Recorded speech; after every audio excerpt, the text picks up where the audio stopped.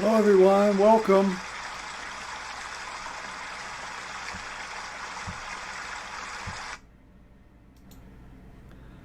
So, I'm glad you're here. I'm excited to be here with you. And so, today we're going to do the next episode. This is episode 6, The Production Possibilities Frontier. And so, we're going to get started. I appreciate you coming here, and let's go ahead and get started.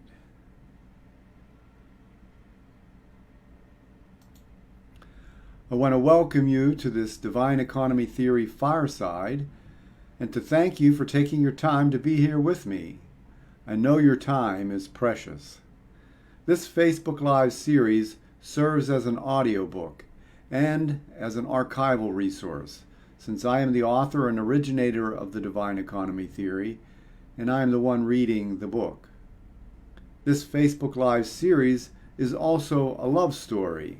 It is a story about love of the divine economy theory, the love of freedom, the love of peace and prosperity, and the love of voluntary social cooperation. Let's get started. Today's fireside is Chapter 3 in More Than Laissez-Faire. The title of that chapter is Production Possibilities Frontiers. Originally, I was thinking of breaking it into 2 episodes, but I decided that it is better to do it as 1 episode. Here are the chapter sections that we will cover.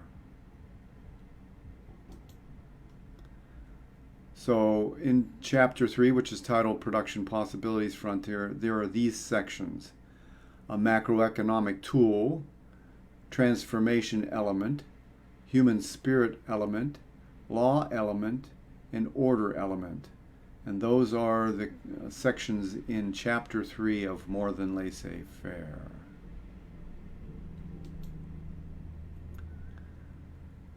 So before we get started, or as we get started, I want you to look at these 2 diagrams, which were from Chapter 2, the end of Chapter 2.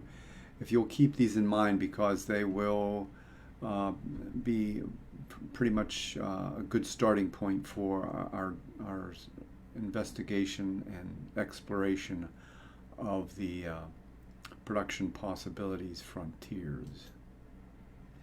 So this diagram 2F was the complete divine economy model, independent of time. And if you'll notice, there's a vertical axis and there's a horizontal axis.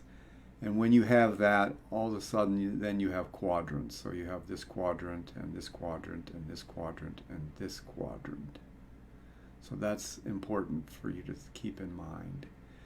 And then also what happens, this diagram 2G, you have the model moving across time.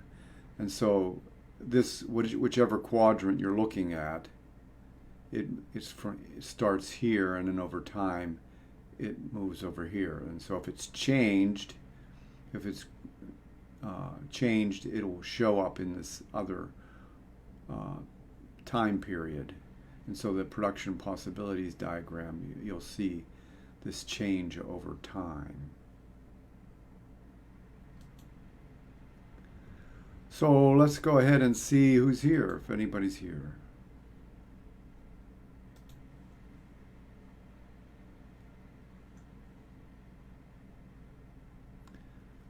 Okay, so let's go ahead and move to the next part of the agenda. So when you come to the Facebook Live, you can go ahead and put your questions in or comments in the chat box, or you can email me. And so we're going to take a look real quick now back at that Facebook Live page to look at the links that are there.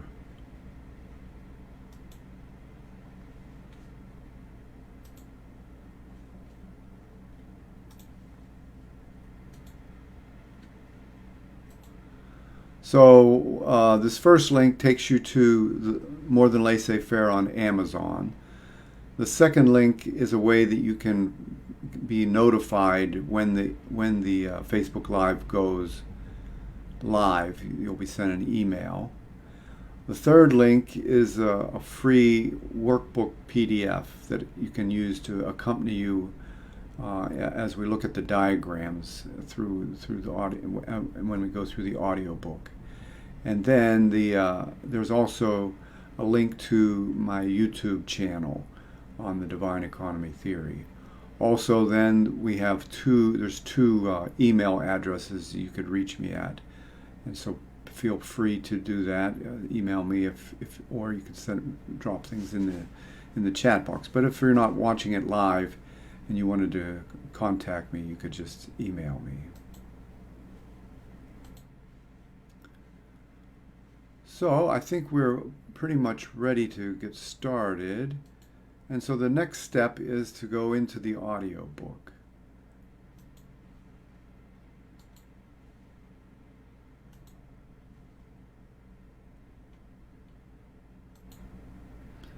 So here we are at chapter 3, which is called Production Possibilities Frontiers. And then the subtitle for that is The Branches of the Divine Economy Model.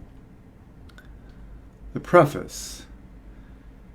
The structure of this organic and subjective organism is strong, and its framework can withstand the test of time and the tests that come from outside forces.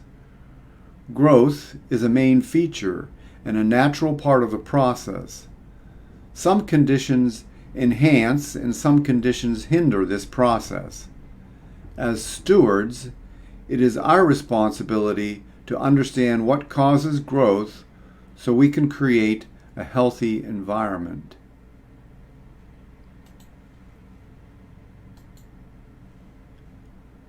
So we'll look at some of the important points of this section. So again, the title of the chapter is Production Possibilities Frontier. And this is an organic model. And so the production possibilities frontiers are like the branches. For the preface, we have some important points to point out. The structure of this organic and subjective organism is strong. Its framework can withstand the test of time, and the tests that come from outside forces. Growth is a main feature and a natural part of the process. It's our responsibility to understand what causes growth so we can create a healthy environment for the economy. So what we're going to do now is look at this next section and now how it fits into the chapter as we go through it. So the first part of this chapter is we're going to look at the production possibilities frontier as a macroeconomic tool.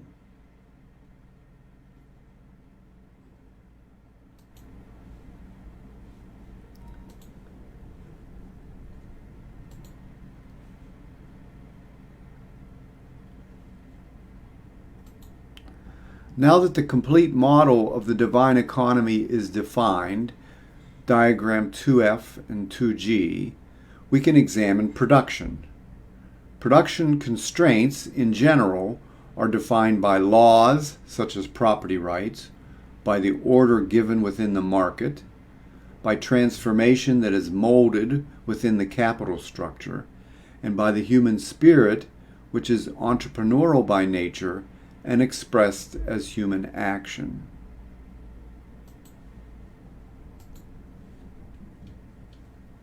So we're going to look at some of the highlights of that beginning of that section and of that paragraph. So we're looking at it, the production possibilities frontier as a macroeconomic tool.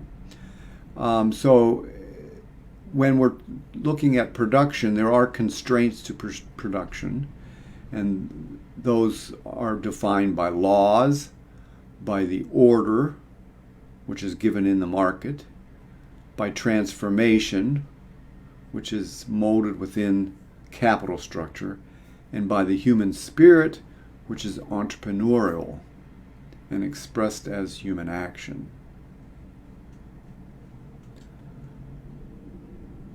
So I'll give you a minute here to reflect on that. If there's anything that caught your attention, feel free to make any comments, or just to pause for a second and think about what was talked about.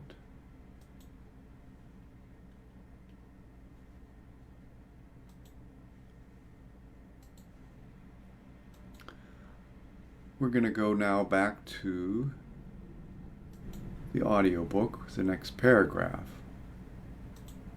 So the next paragraph is, to begin, we will start with the production possibilities frontier that is most familiar. By familiar, I do not mean readily understood, but rather, I mean that it is the one production possibilities frontier that has been examined most thoroughly in the economic literature. For example, in Time and Money, the Macroeconomics of Capital Structure, Roger Garrison uses the Standard Production Possibilities Frontier, PPF, technique to illustrate the trade-offs between capital goods and consumer goods. See diagram 3A. So this is the Standard Production Possibilities Frontier. We've got capital goods on the x-axis and consumer goods on the y-axis, and that is the frontier right there.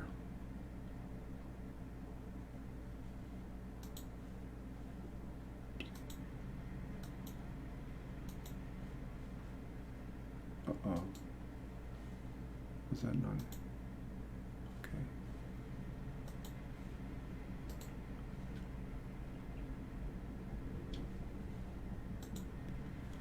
So these are the highlights for that paragraph. The production possibilities frontier that's most familiar, not meaning that it's readily understood, but one that appears most thoroughly and is looked at most thoroughly in the economic literature, is the Standard Production Possibilities Frontier. And it's basically a technique that illustrates trade-offs between two aggregates. In this case, we're talking, the standard one is talking about capital goods and consumption goods. So we look at diagram 3A, and we see this is the Standard Production Possibilities Frontier. So you probably are familiar with this. But anyways, what it is, it's basically looking at the frontier of production with regards to the trade-offs between capital goods and consumer goods. So I will have you reflect on that for a minute, if you would, please.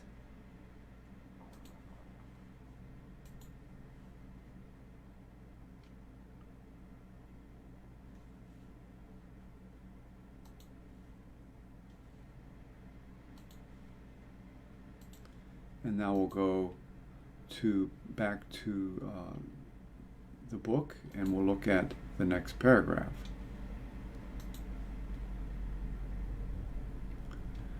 As you can see, it is an either-or proposition.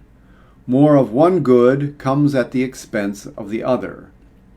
In other words, to have more capital goods, it's necessary to sacrifice some consumer goods.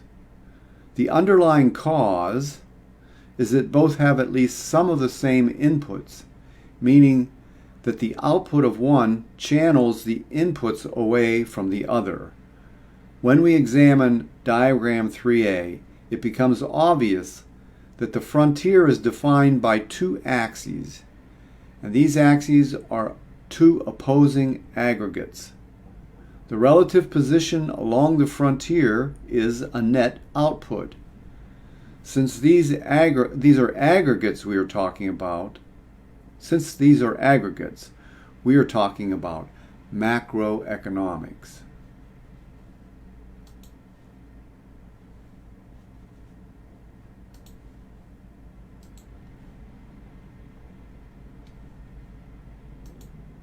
So these are the highlights for that paragraph.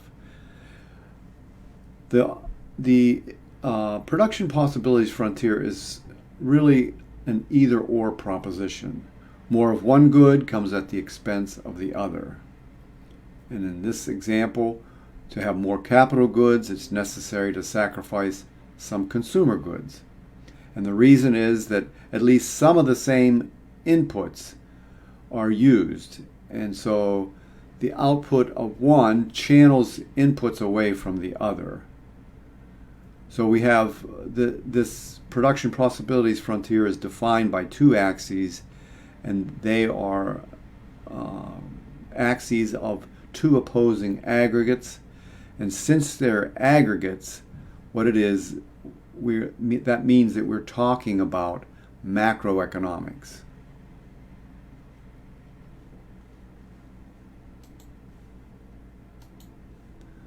So now we're ready to move to the next paragraph.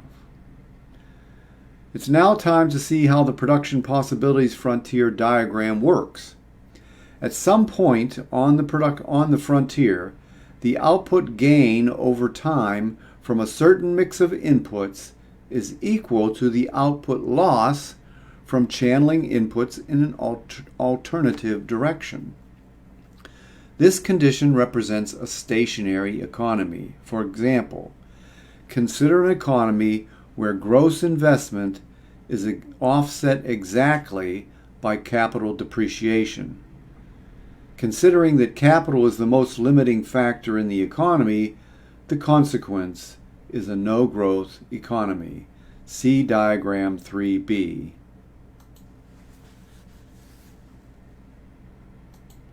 So here's diagram 3B, and it's kind of introducing the concept of a stationary or no-growth economy. We'll now look at the highlights for that paragraph. We're going to look and see how the production possibilities frontier diagram works. At some point, right there,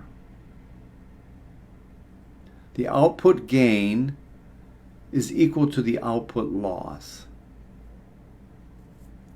This condition represents a stationary economy. So it's stationary or no growth point is right there.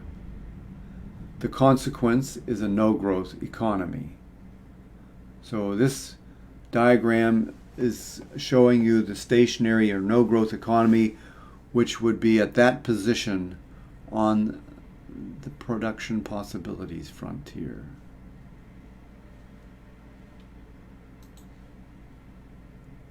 So if you reflect on that for a minute, I'll check something out here.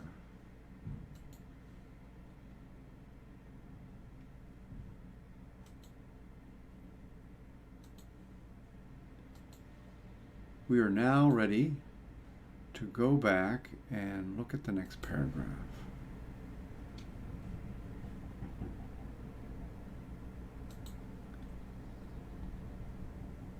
This point, so we're talking about that stationary point, this point can be viewed as a conceptual ratio of one output to the other.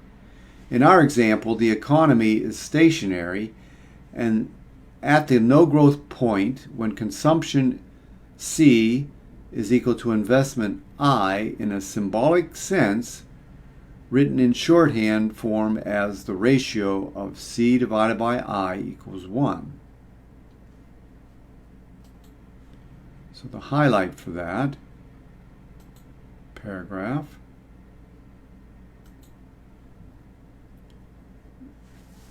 you can kind of look at this positioning as a conceptual ratio, this point, at this point. And so when the consumptions in this diagram, again, this is This is one specific to the standard production possibilities frontier, which is consumption and investment. When C, consumption, is equal to I, investment, that's that point right there, the stationary or no growth point. And so that ratio of C divided by I is equal to 1. That would be where you were positioned on the frontier when you're at that ratio of 1.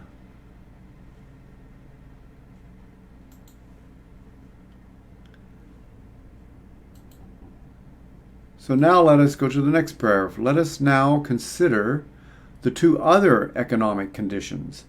If C is greater than I, if consumption is greater than investment, the point on the frontier lies north and west of the no growth point. As such, capital depreciation exceeds capital investment, which weakens the economy. The cascading effect of this condition is economic contraction. Notice the inward movement over time in diagram 3C. So here's diagram 3C, economic contraction. And you see this cascading effect and the inward movement.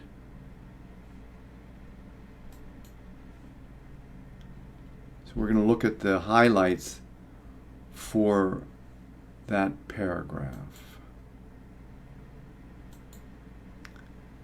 So we're going to look at the first of two other economic conditions. One is consumption is greater than investment. And so the capital depreciation exceeds capital investment, which weakens the economy. And then there's this cascading effect and an economic contraction. It's this inward movement showing this contraction. So when we look at the economic contraction, we have consumption is greater than investment. It's not at the no growth point. It's on this side of the no growth point. Consumption is greater than investment.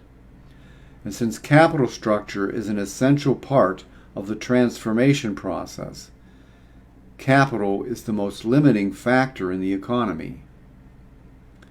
And so when capital depreciation is exceeding capital investment, the economy contracts. And there's this cascading effect going from T0 to T1 to T2. So over time, it's getting smaller.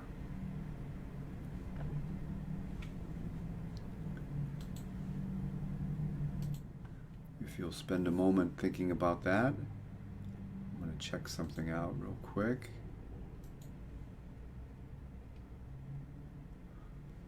Okay.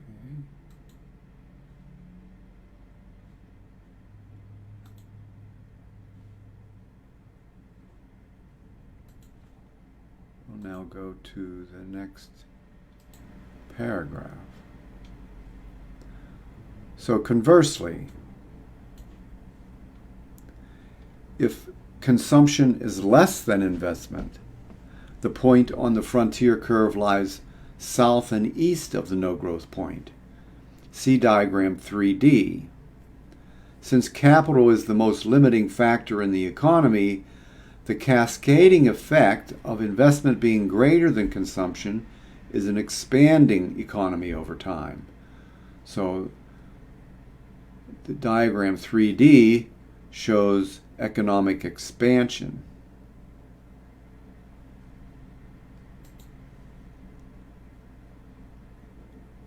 So here are the highlights for that paragraph.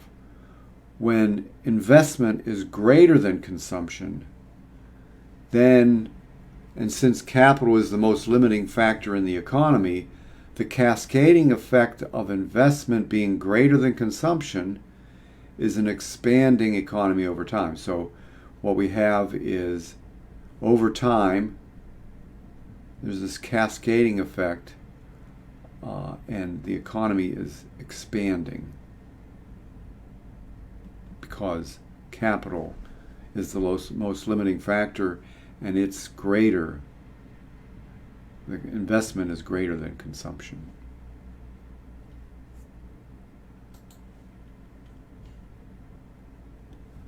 So now the task becomes one of translating the production possibilities frontier into the language of the divine economy theory. Our starting point is the foundational component referred to in the divine economy model as transformation.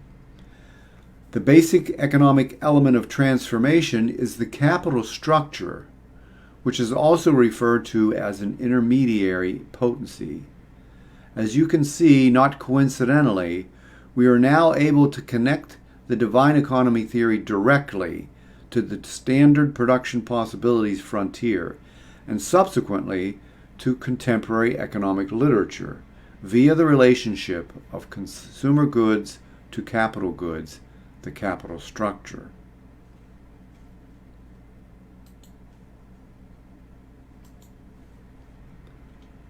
So we are at this point now in the divine economy theory where we're going to connect the divine economy theory directly to the economic literature with regards to the production possibilities frontier. And we're going to do that by translating the production possibilities frontier language into the language of the divine economy theory. So the starting point is this foundational component. In the divine economy theory, it's called transformation, and the basic economic element of transformation is capital structure. So now we're able to connect the divine economy theory directly to the standard production possibilities frontier and subsequently to contemporary economic literature via the capital structure, because that's what we were looking at with the standard production possibilities frontier. So what we're going to do now is we're going to look at the next part of chapter 3, which is looking at the transformation element. And so if you'll take a moment to reflect on this. Now that part could possibly have been familiar to you, but we're going to move into some unfamiliar territory in a second here.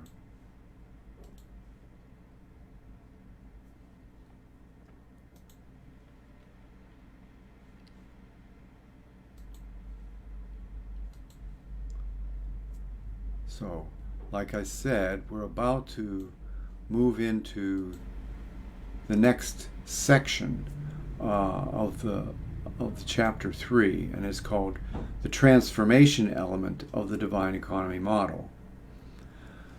This first link is sufficient to begin translating the rest of the foundational components of the divine economy model into the production possibilities frontier format for further analysis. In this first link shown in diagram 3E, which is comparable to the diagram 3A, we start with transformation, and we find that its production possibilities frontier is like a snapshot taken of the capital structure. Since this transformation PPF is identical to the standard production possibilities frontier, all that remains to be done is to select which divine economy theory component to examine next. So we'll look at the highlights for that paragraph. So again, this section is talking about the transformation element of the divine economy model.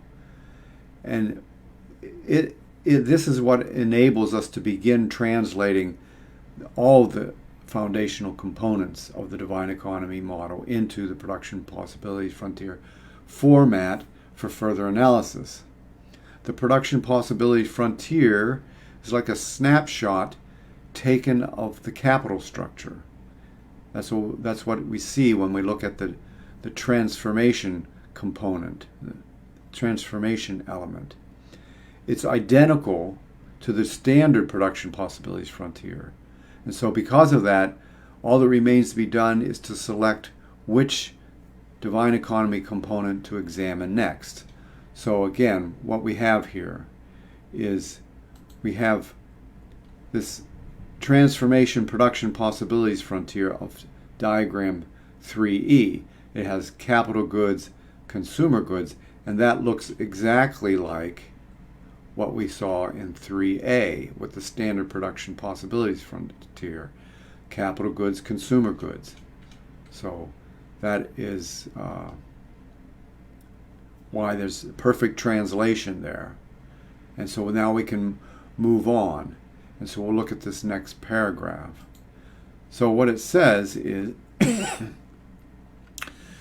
so next we will take a look at the most foundational of all the components of the divine economy model, and that is human spirit. The economy exists only because humans exist and because humans act as humans do. So that shows up in diagram 3F. And so diagram 3F is called the human spirit production possibilities frontier. We'll look at the highlights for that paragraph. So the most foundational of all the components of the divine economy model is the fact that is human spirit. And that's the most foundational because the economy exists only because humans exist and because they act as humans do. So here is the production possibilities frontier for human spirit. And what we find is these are the two aggregates, because we talked about that humans act, and so that's the critical point for this production possibilities frontier. So what we have opposing aggregates. One is action, and the other is inaction.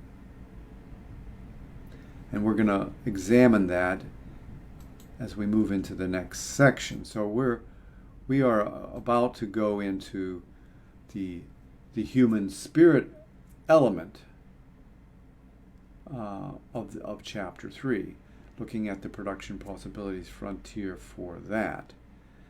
So if you reflect on that for a second, I want to check something out real quick.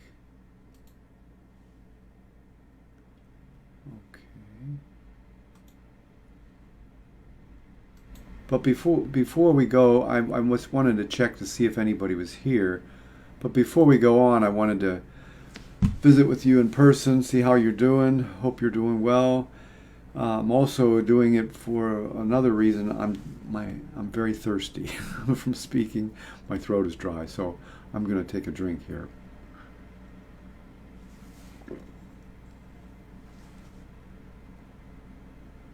From my Ludwig von Mises.org coffee mug. Okay, so we're about to go back and look at the next paragraph.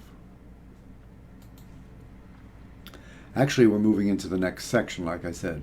Human spirit element of the divine economy model. The unique and challenging opportunity afforded us is to further define this frontier by identifying the equivalent point that represents a stationary or no-growth economy, since such a point exists for all production possibilities frontiers. See diagram 3G. Okay, so here's diagram 3G. It's called the human spirit no-growth point. So we're looking for the no-growth point on the production possibilities frontier, and it's represented by that dot right there. And so most humans are entrepreneurially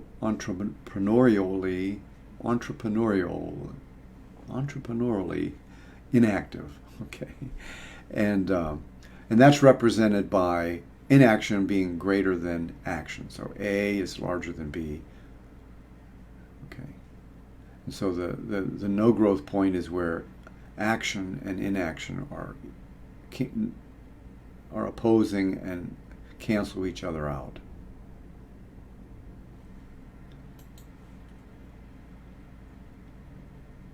So we're into this next section, and we're going to look at the highlights for that paragraph. Human spirit element of the divine economy model. The unique and challenging opportunity that we're at now is identifying the equivalent point that represents a stationary or no growth economy, since such a point exists for all production possibilities frontier. So with this human spirit of representing the fact that humans act, what is the human spirit no growth point? Well, that will be the point where action is negated or canceled out by inaction. That would be when that's happening, everything is stationary. There's no growth, because everything that was, all the action was taken, is kind of opposed by this inactive entrepreneurship that most people are in that mode.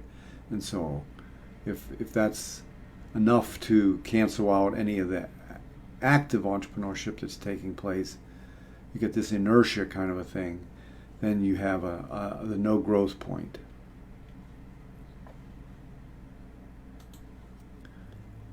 So we'll look at the next paragraph. This no growth point can be viewed as naturally occurring and as part of the response of humans to uncertainty and imperfect knowledge.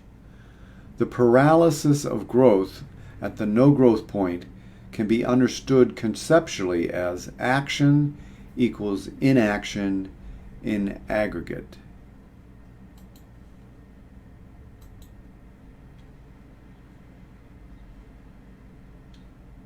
So we're going to look at that again, looking at the highlights for it.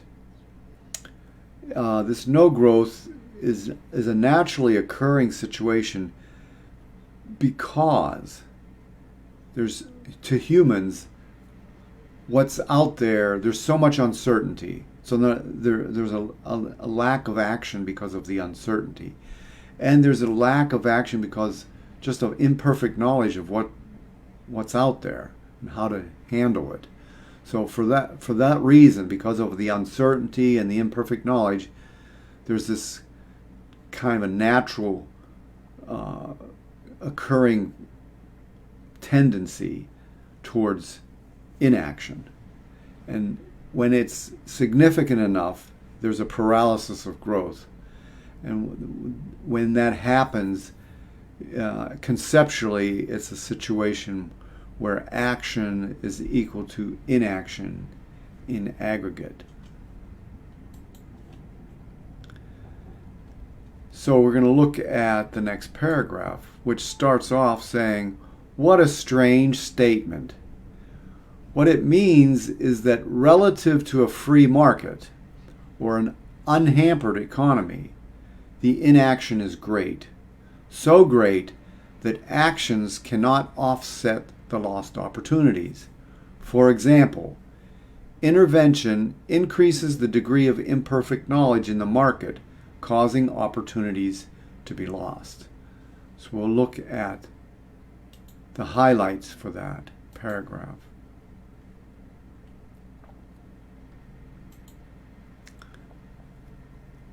So I think it's easier to understand this no growth point of inaction being equal to action when you think in terms of relative to a free market economy. And the reason this inaction is so great that actions cannot offset these lost opportunities is because when there's intervention, it increases the degree of imperfect knowledge in the market. We already saw that that uncertainty and imperfect knowledge is what causes the inaction. So when that's increased because of intervention, then opportunities are lost. And so that when that happens, the economy basically goes into a no growth mode. So we're going to look back now at the next paragraph. In contrast, however, if the point on the frontier lies south and east of the no-growth point, action prevails, which means the human spirit is being fulfilled. So we look at C diagram 3H. Diagram 3H says the human spirit expanding economy. So we're going to check that out, look at the highlights for that paragraph. In contrast, okay, so now we're going to look at, instead of the no growth stationary economy, we're going to look at when the point on the frontier is south and east of the no growth point. And what that means is that the human spirit is being fulfilled. And you can see that by looking at diagram 3H. So here's the aggregates. We have this action and inaction. And when you're on this side of that no growth point, action is greater than inaction. And so over time, what happens when action is greater than inaction, over time, the economy grows. And that's a diagram that shows the human spirit expanding economy. And we'll contrast that with what we're going to talk about next, which is when the point lies north and west of the no-growth point on the frontier, inaction is greater than action, which moves the human spirit in the direction of inertia, which is where the human spirit begins to resemble lower forms, such as the animal or even a vegetative state. In other words, entrepreneurship is stifled. What could dampen the human spirit like that? The answer? Anything that creates veils so that uncertainty increases and imperfect knowledge becomes more pervasive and daunting. See diagram 3I. So this diagram 3I is the human spirit contracting economy. And we're going to take a look at the highlights of that paragraph.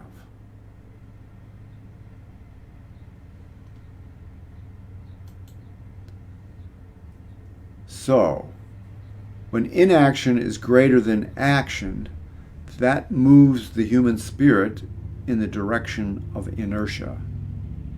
In other words, entrepreneurship is stifled.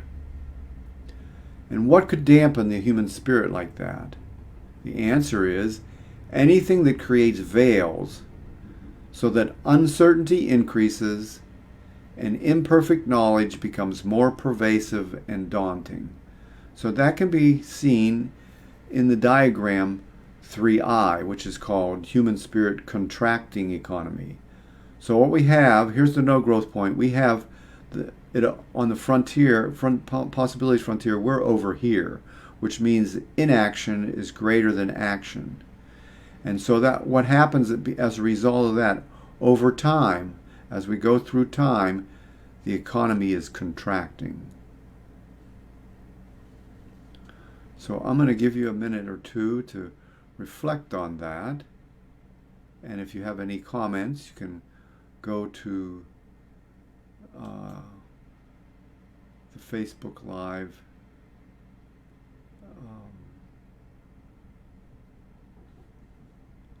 page and write your comments down, or if you're watching it later, you can always email me.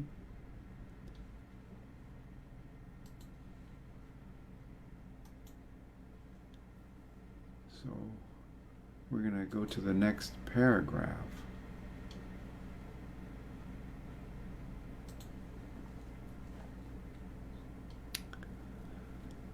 Well, pretty much we've covered that element, the human spirit element. The next production possibilities frontier illustrates how the potency of the third foundational component of the divine economy model, law, whether it is natural law or divine law or man-made law, constrains production. So we're going to move to the next production possibilities frontier, and that will illustrate how law, whether it's natural law or divine law or man-made law, constrains production. So I want you to see where we are in the context of things. We've looked at these components, elements, and now we're going to look at the law element. We're going to look at the production possibilities frontier, which helps us to see how law constrains production, or how production is affected by law.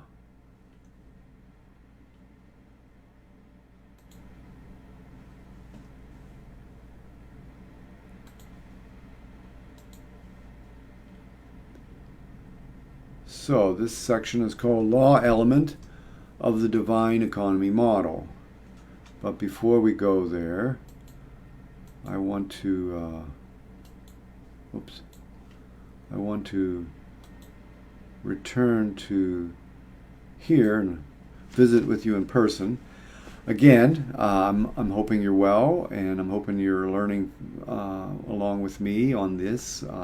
I'm sure that this is completely new because I've never seen it anywhere in the literature, and it's an exciting way to use the production possibilities frontier to understand the economy in a greater to a greater extent.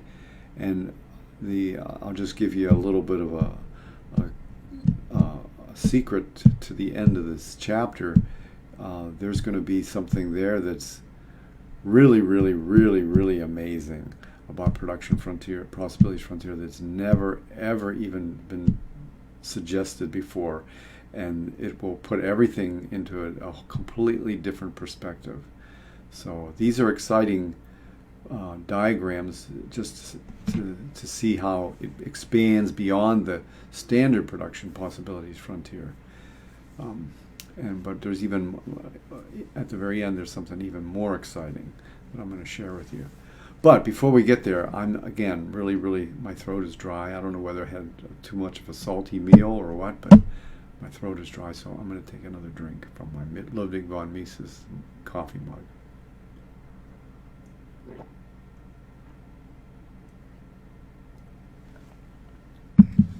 Hope you're doing well, and we're going to get back to it, okay? So now we're at the law element of the divine economy model. As it pertains to us humans, the most basic of all rights is the human right. And in the divine economy theory, we have the following core identity.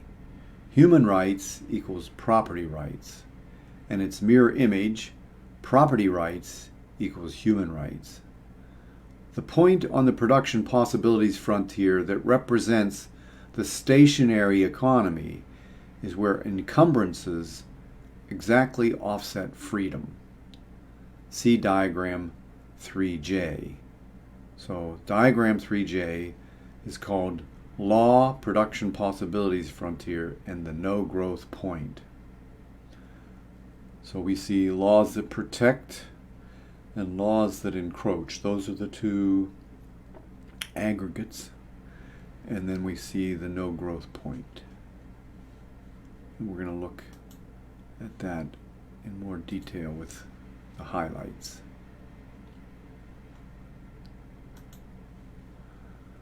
So the most basic of all rights is the human right. And in the divine economy, we have the following core identity. It's a core identity. Human rights equals property rights. And its mirror image, property rights equals human rights. And so to find this no growth point, basically where it is where encumbrances exactly offset freedom. So we've got, that's represented in this diagram 3J, which is the law, production possibilities frontier, and the no growth point. We have the no growth point, and that is where the laws that encroach cancel out the laws that protect, cancel out the production that happens as a result of laws that protect. So we're going to go to the next paragraph. This production possibilities frontier is useful when contemplating the concept of liberty. If the point on the frontier lies south and east of the no growth point, then property rights are increasing, and so are human rights and liberty. In an environment such as this, the economy expands and people feel prosperous. See diagram 3K. So here's diagram 3K. It's called the law expanding economy. So we have the point on the production possibilities frontier is south and east of the production of the no growth point. So in other words, protection is greater than encroachment. So we're going to look at the highlights for that paragraph.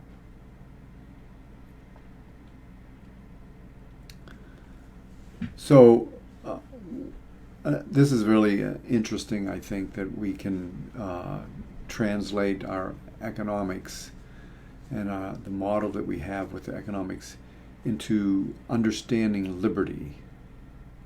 So this production possibilities frontier is useful when contemplating the concept of liberty.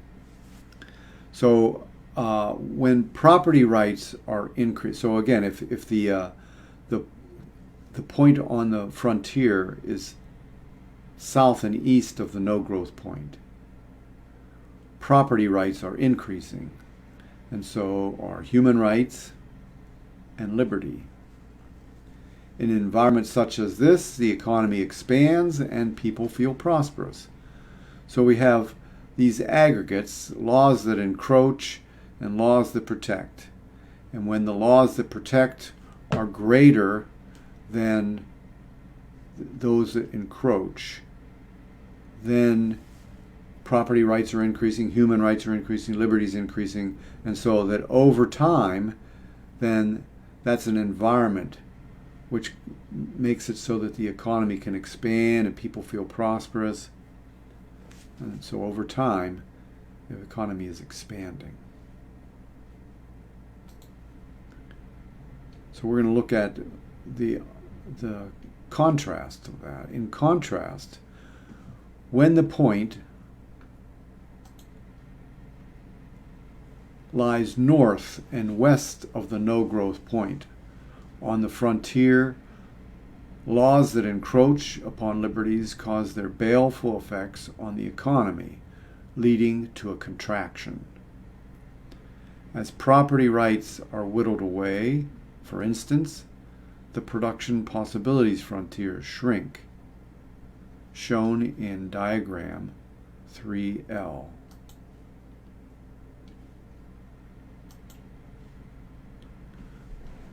So here we go. We've got the point north and west of the no growth point. And that diagram shows law contracting economy. So we're going to now look at the highlights for that paragraph.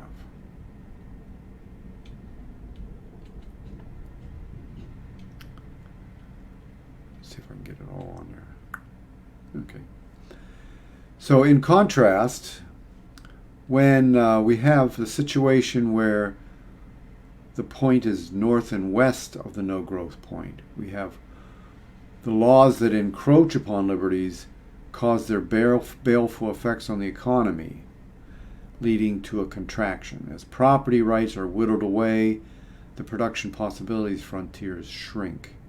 So here we have, it's over on this side favoring this aggregate, laws that encroach. Encroachment is greater than protection. So what's happening is property rights are being whittled away, for instance. And so what happens is over time, the production possibilities frontiers shrink, representing a contracting economy. So we've looked at that element, and so what this paragraph is telling us is that the final foundational element of the divine economy model, which is order, is order.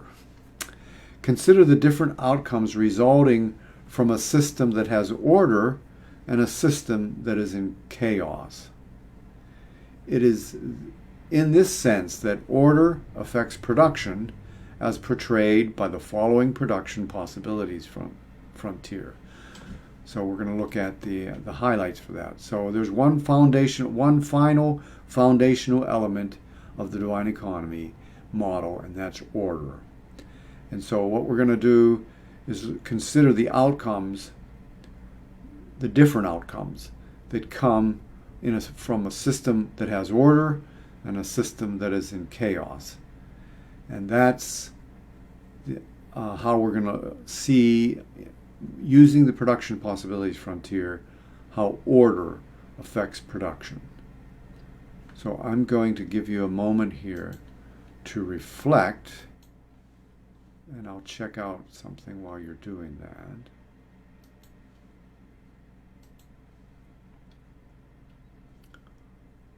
Okay.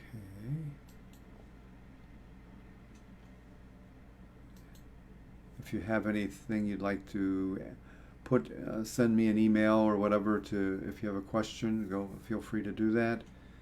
Or if you're coming to Facebook Live, you can put it in the chat box. And in the meantime, we're going to go back to the audiobook.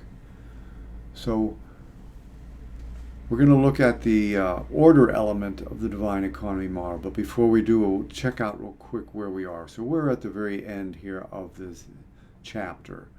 We've looked at all these different elements. Now we're looking at the order element. And here's the order element of the divine economy model. What is meant by spontaneous order is the unhampered market guided by voluntary actions. The no-growth point on the frontier has sometimes been referred to as a mixed economy, where the gains from knowledge flowing in the market are offset by losses that come from arbitrary and erroneous data caused by intervention in the economy. See diagram 3M.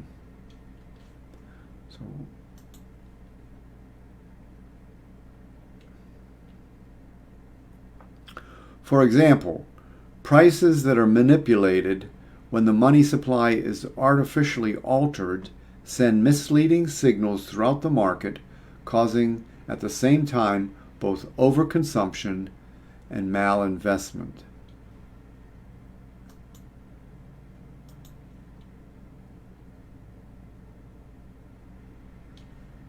So we're going to look at the highlights for that paragraph. So again, we're starting this final section of the model of the chapter called the order element of the divine economy model. What is meant by spontaneous order is the unhampered market guided by voluntary actions. If we were going to consider this no growth point, sometimes referred to as a mixed economy, where the gains from knowledge flowing in the market are offset by losses that come from arbitrary and erroneous data caused by intervention in the economy. And the example would be prices that are manipulated through the money supply. When the money supply is artificially altered, sends misleading signals throughout the market, causing at the same time both overconsumption and malinvestment. And so to look at this no growth point, we go to diagram 3M. And so our aggregates in the order element is spontaneous order, and the opposite aggregate is planned order. And the no growth point is where those are offset. So we're going to go back now and look at the next paragraph. One of the great outcomes of the divine economy theory will be an economically literate humanity. Basic to such an understanding is the justice, the ethics, and the optimality of the spontaneous order of the market. A point lying south and east of the no-growth point is an example of movement in that direction, and the result is an expanding economy. See diagram 3N. So if we want to see how that looks with the production possibilities frontier, we have the planned order as one aggregate, spontaneous order as the other.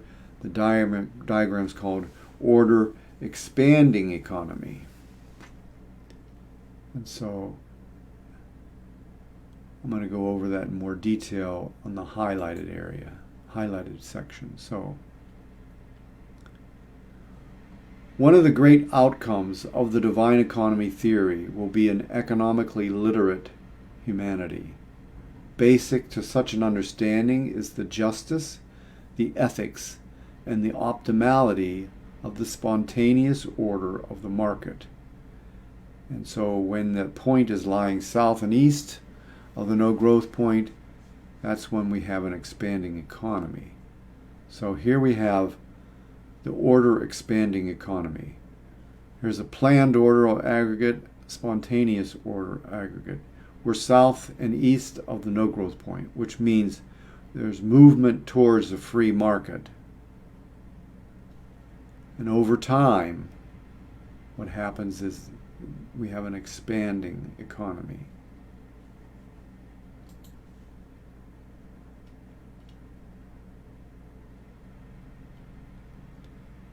So we're going to read the next paragraph. All interventionists, no matter how well intended, fall significantly short of comprehending the infinitely dynamic economy. Consequently, all planning of the economy moves the point north and west along the production possibilities frontier. The long-run effect of all planning and intervention, despite the politically motivated short-run results, cause a contraction of the economy. See diagram 3.0. So diagram 3.0 is the order contracting economy. We see movement towards intervention and the contraction.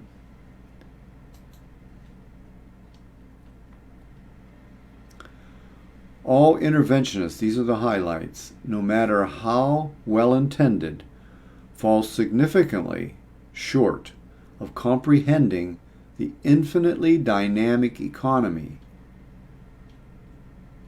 All planning of the economy moves the point north and west along the production possibility frontier. The long-run effects of all planning and intervention, despite the politically motivated short-run results, cause a contraction of the economy.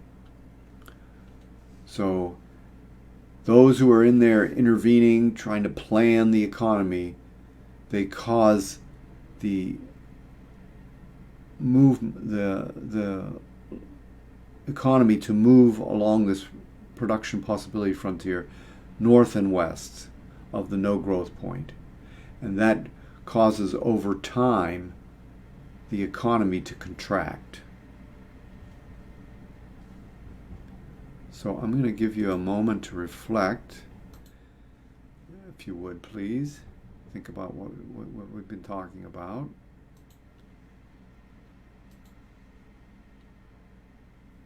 And so now we're about to go back and look at the next paragraph.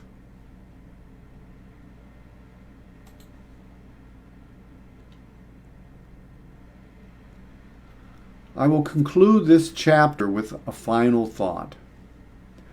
When conditions are right for an expanding economy, the effect is universal.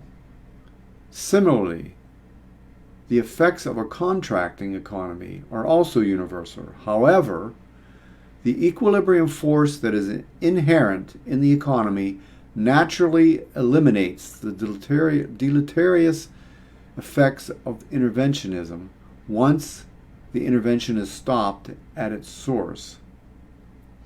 It is cast ashore like the foam on the ocean and discarded as worthless. In contrast, the equilibrium force operating in an expanding economy nurtures in ways described in the divine economy theory, and that leads naturally to an ever-advancing civilization. See diagram 3P. So diagram 3P is the divine economy sphere, frontiers of an ever-advancing civilization. So we're going to look at that, the highlighted sections on that.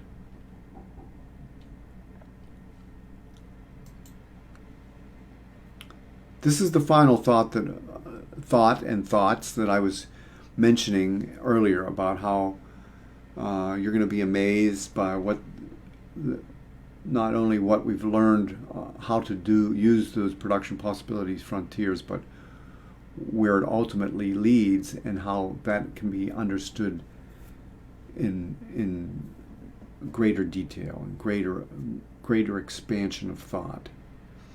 When conditions are right for an expanding economy, the effect is universal. See, you see it getting as it's expanding. So here T0, time 1, time 2, time 3.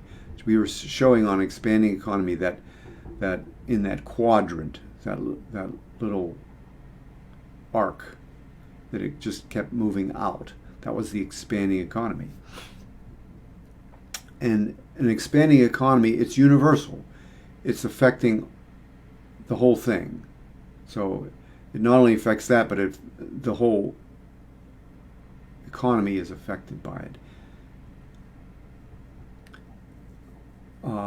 And similarly, it would be the reverse with a contracting economy. That would be universal. If there's a contracting economy, then that affects everything, not just that one aggregate, but all the aggregates are being affected by it. And the point about that, though, is there is an equilibrium force that's inherent in the economy, that the moment, once intervention is stopped, that equilibrium force will naturally eliminate all the deleterious effects of interventionism. So there's nothing to fear from stopping to intervene. Basically the economy will heal itself because of its inherent equilibrium force. So the equilibrium force operating in the expanding economy nurtures in ways described in the divine economy theory, and that leads naturally to an ever-advancing economy. So when the economy is expanding, it's universally expanding. Okay, and this expansion, universal expansion throughout the whole economy as a result of improving those aggregates, leads to an ever-advancing civilization. So the divine economy sphere frontiers. It's not production possibilities frontiers. These are now, those were two-dimensional. These are now, this is actually showing you a five-dimensional diagram. And so it's more represented by a sphere than just a quadrant. Okay, so we have a sphere of frontiers, and this shows how that on an expanding economy would look like this. A little bit in contrast to what we were looking at with the quadrant diagrams of the production possibilities frontier. So we're going to go next to the next paragraph. And I believe, well, there's still a couple left. Okay. So this is a good point in the book to bring to your attention the conceptual connection between the production possibilities frontier and the divine economy sphere frontiers shown in diagram 3P.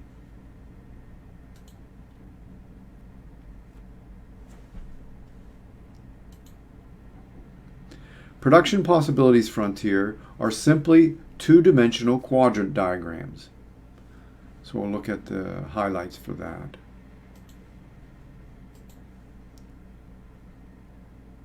So the intent here is to bring to your attention the conceptual connection between the production possibilities frontier and the divine economy sphere frontiers. So now we see this connection. First of all, at the beginning of the chapter, we connected the standard production possibilities frontier that's in the economic literature to the divine economy models. And now we've expanded way beyond that, within that, on production possibilities frontiers, looking at foundational elements of transformation, human spirit, law, and order. And now we're even going beyond that.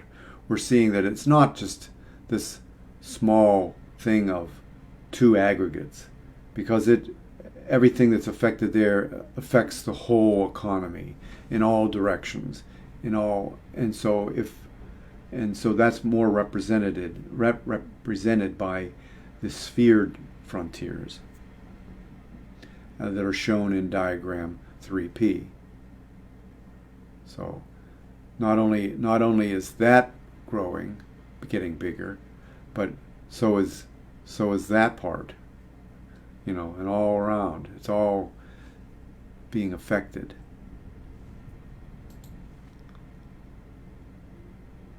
So notice in diagram 3P the enlarged sphere for entrepreneurial discovery relative to the production possibilities frontier of the earlier economy as it moves from T0 to T1 to T2.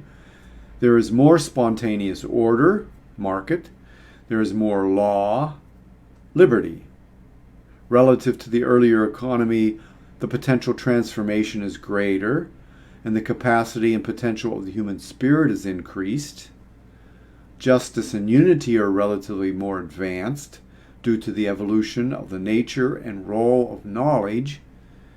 These are the divine economy sphere frontiers that are a part of the divine economy theory. So we're going to look at the highlights of that paragraph.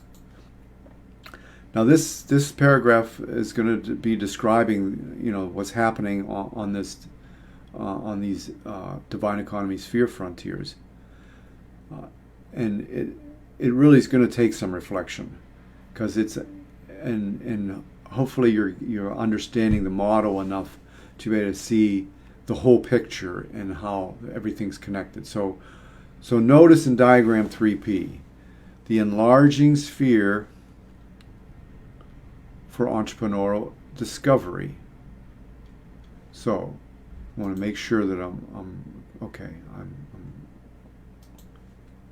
moving the right thing here. So, okay, so there it is. There's 3P. So this, what it's talking about here is the sphere for entrepreneurial discovery. So what we already knew that this sphere, this inner circle here is active and latent entrepreneurship. But notice how it's getting larger over time on an expanding economy. Okay, and it's, again, it's not just here. It goes all the way to here, and it's in all these directions. It's expanding in. It's expanding, making the economy more spontaneous. It's bringing about more liberty. You know, it's expanding in the law direction, in the order direction. So we get we have more of a free market. We have more liberty. The transformation is greater. We see it going in that direction, expanding in the direction of transformation. We see the capacity and potential of the human spirit is increased. It's expanding in this direction here. Justice and unity are relatively more advanced. Okay, so that line is longer than that line, and that line is longer than that. So this is the justice and unity. And so that's expanding, and this nature and role of knowledge is expanding, becoming greater. And so it's this divine economy sphere frontiers is a part of the divine economy theory, and it's marvelous, and it goes way beyond any production possibilities frontiers information in economics anywhere else. But it's just the beginning, because this tool is continually used throughout the rest of the book, and looking at all the different parts, and there's a lot left open for people to explore on their own. So that's the nice thing about the workbook. You can experiment on your own with using the workbook. Anyways, I'm going to go now to the last paragraph. And guess what? There's no reason why the relative changes of all these potentialities cannot continue endlessly. The divine economy releases all of these energies, generation after generation. This is now a proven fact according to and given by the divine economy theory. So we'll look at the highlights of that. There's no reason why the relative changes of all of these potentialities cannot continue endlessly. The divine economy releases all of these energies generation after generation. So I'm going to give you a moment to reflect on that. I'm going to check on some things here while you're doing that.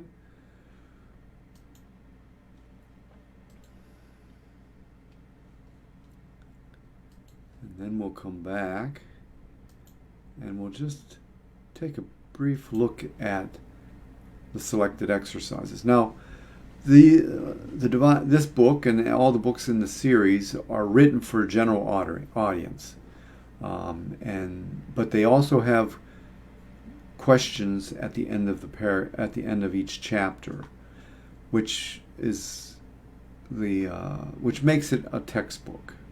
So all of these books in the Divine Economy Theory series can be used as an alternative textbook, and this would be the alternative macroeconomics textbook. So here's an example. Here are some examples. These are the exercises for this chapter. Describe the meaning of the frontiers, which are, the frontiers chain. It says plural frontiers.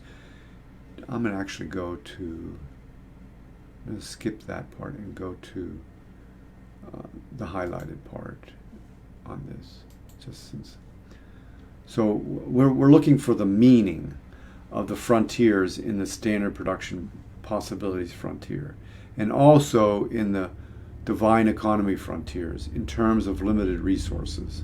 So one exercise would be to find out what the meaning of those frontiers are in terms of limited resources. And then another thing would be then to look at one specific one, which was the order element of the production possibility frontier. This one says, go in there and contrast the difference between a planned order and a spontaneous order. So that's one of the beauties of the diagram. It kind of helps you visualize and make you more discerning about what the differences are and consequences are. And if you just put those words down, what's the difference between planned order and spontaneous order, you could logically use that and come up with answers. But having the diagram, also the diagrams associated with that, will help to heighten your ability to understand the differences. So that is the conclusion of this chapter. So I want to go back to the agenda now and talk about this. Our goal is to apply economics to our lives right now. So you've had some reflections as a result of this new learning that we've been doing together. And based on those reflections, think about some action that you can take. Now, there were plenty of examples of how the production is affected by the circumstances that we are in. And so we can imagine things. Our reflection could help us to visualize some action that we could take. And every time we take action, we think about something, we take action, there's transformation taking place. So that's what it's all about. This whole the divine economy theory will be a transformative experience. So gain knowledge, take action, be a part of the, tap into that transformation. The goal is to use this knowledge of economics, which shows how everything is connected, to transform the world around you. So that's what the purpose is. I'm hoping that that's something that you're excited about. I'm excited about it, and I'm excited to share it with others. And I think that there's so much potential for people to understand economics better. I think in this chapter it talked about one of the goals was to help people become economically literate, to understand economics, to feel it, to sense it, to act upon it, and I think just by this chapter will really help you. If you watched last chapter where we developed the model, that was really interesting and came to a conclusion of really kind of fascinating. Seeing things in that way. But now we've moved it into a practical area. We've actually seen how it really works. And that's going to continue through the next chapters too. I think you'll find those very exciting also. But right now, you've gotten a tool in your hand that really can help you start digging or start pruning or whatever you're going to do with your tool, because it's now in your hand and it's a very practical tool, and you can see the fruits of it fairly quickly. And so that's what I'm hoping that you enjoy. And so I'm going to get ready here to sign out, and I appreciate you coming, and we'll talk to you soon.